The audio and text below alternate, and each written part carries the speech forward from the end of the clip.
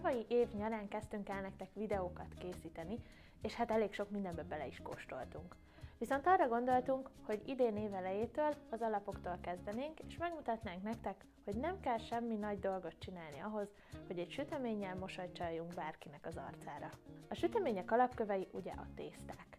Ezeknek is sok nagy csoportja van, mint például a felvertek, ahogy egy sima piskóta, az omlós tészták, mint mondjuk a linzerlap, és a vajas tészták, ami például a krémest veszi körbe.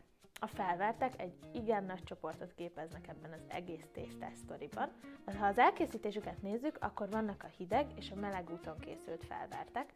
Hideg úton készül, amit mindenki jól ismer, a sima piskóta, fölverjük a tojást, összekeverjük, mehet bele a többi hozzávaló, és kész is van.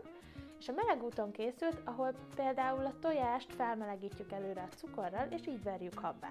Az összetétel szerint a felvertek között lehetnek a nehéz és a könnyű felvertek.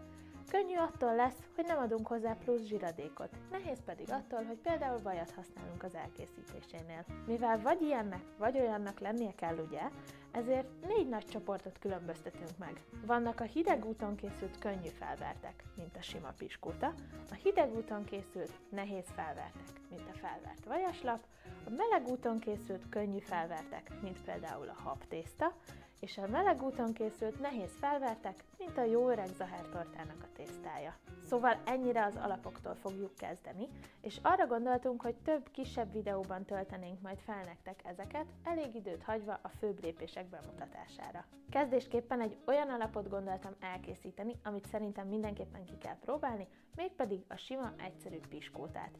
Ez ugye, ahogy az előbb is említettem, egy hideg úton készült könnyű felvert, majd pedig át fogunk térni ennek a nehéz változatára, a felvert vajaslapra. A következő videóban ezeket a felverteket fogjuk valamilyen tortának betölteni, és így fog összeállni egy minisorozat.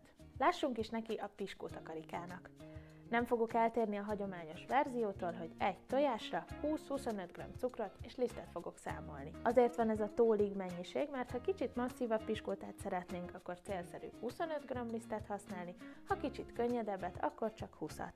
Sütőport én most nem fogok használni, mert ha jól keverjük be a piskótát, akkor nincsen rá szükség, hogy szépen megemelkedjen.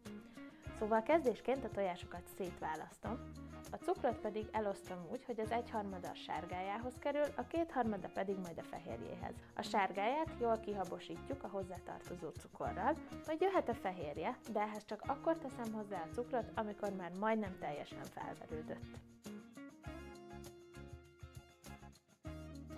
Amikor megvan a 2 tojáshab, akkor csak annyit kell tennünk, hogy a fehérjéből egy keveset átemelünk a sárgájába, ezt finoman eloszlatjuk benne, majd pedig jöhet a többi fehérje. Amikor ez is készen van, akkor határozott, de finom mozdulatokkal beleforgatjuk a lisztet. Piskótát többféleképpen is lehet bekeverni, én most úgy csináltam, hogy miközben forgattam a lapátot, kívülről befelé haladva, forgattam a tálat is, hogy minél egyenletesebben el tudjam oszlatni a lisztet, és ne legyenek később pici csomók a piskótámban. A kész massza mehet a sütőpapírral bélelt tortaformába,